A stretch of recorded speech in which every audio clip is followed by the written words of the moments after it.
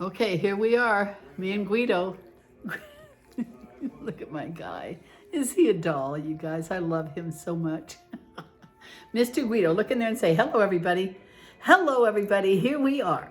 Okay, you guys, here is looking at you kiddos. Here you are with water today.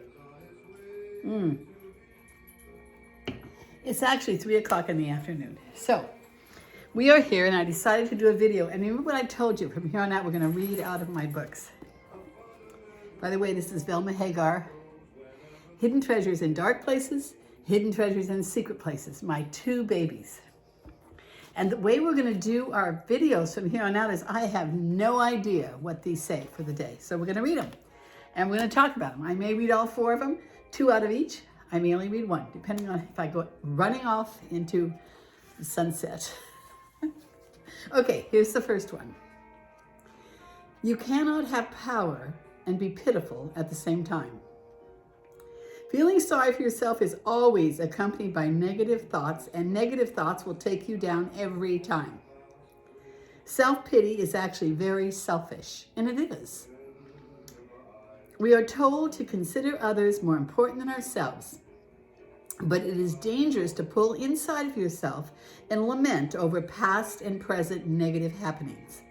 A better choice is to think on positive, beautiful, praiseworthy, noble things that always abound in the middle of life. Now, I'm going to just reflect on that a minute.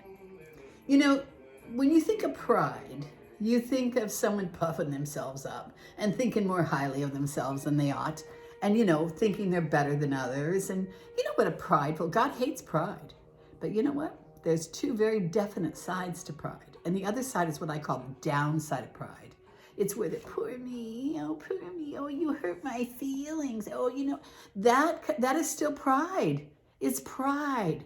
You know, we need to ask, I wish I had my thing here to find out exactly what God says, what Webster says about pride, what it really means. Because, you know, when people are acting pitiful, it's such a selfish thing to do. It's like, just get over it. God tells us to be strong and courageous. He doesn't say, unless things are really bad, then you can afford to be, you know. No, he doesn't say that. He says, be strong and courageous. We are ordered to be strong and courageous. So stop your whining and get on with it. How'd you like them apples? That was pretty good, pretty good. Now the other part for the same day, today, in the Treasures of Secret Places goes, laughter will lift your load and lighten your heart. Don't take life so seriously. It weighs heavy on you when you look at everything with a serious eye. Learn to laugh and try to see the humor in even the most severe situations. Laughter does good like a medicine. And those are God's words. So, you know, when you find yourself in a place of poor me, you know, I remember one time reading that this guy that was sick and he was dying and he'd heard that laughter was the best medicine. So he went and rented all of these funny, you know, like Laurel and Hardy and, you know, just some of those humorous guys. He rented all those videos and watched them. And he said all that sickness lifted off of him. Laughter is truly a good medicine. You know, it does. Laughter and tears release the same endorphins. They release exactly the same. So crying is good for you, but not to wallow in it just once in a while. But I would rather laugh. If they release the same endorphins that make you happy, why in the world aren't we laughing instead of crying?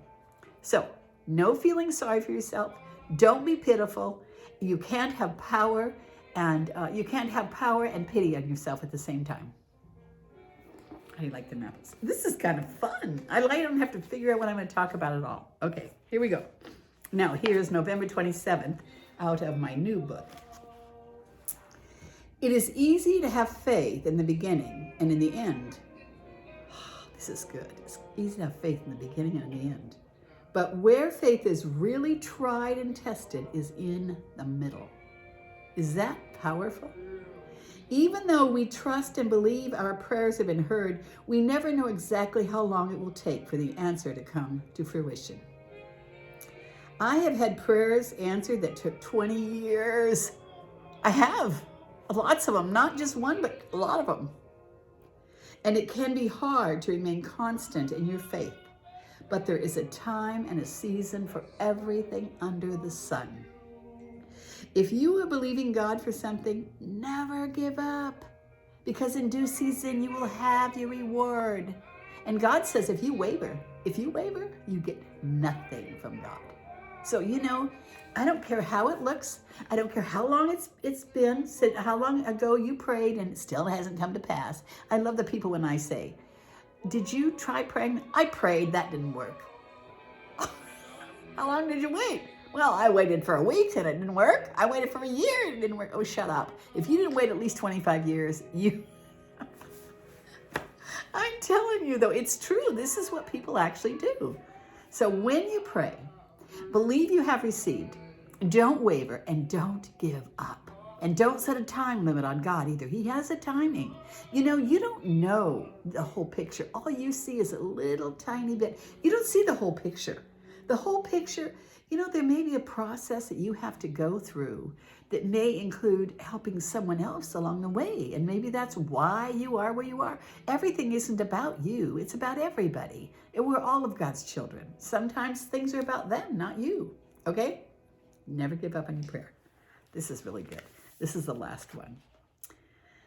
Oh, create in me a clean heart and renew a right spirit within me.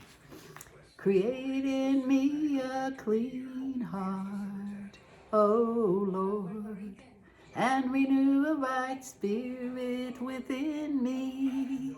Now there, if that doesn't run you off, nothing will. If you stick in there after that, you are a loyal YouTuber. Anyway, create in me a clean heart. This was a song that David sang in one of the Psalms. The Psalms were written as songs and poems and, prayers. And it was one of the Psalms that he wrote. Create in me a clean heart. Cast me not away from your presence, O Lord. The song is beautiful. Freedom happens when we surrender to God and ask him to help and change us. And gosh, it's funny that should be in my book today, because this morning I was laying in bed. I woke up real early before daylight, and I laid there for an hour, and I was actually feeling guilty.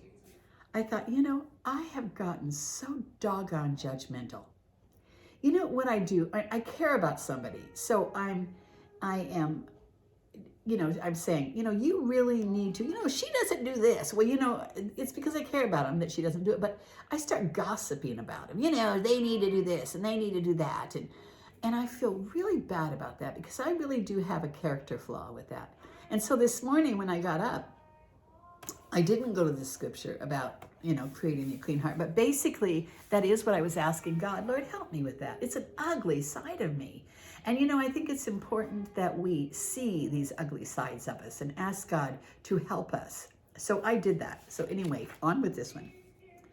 And so we ask him to help us change. Redemption will only happen when we are willing to submit to God. Remember, compliance is one thing.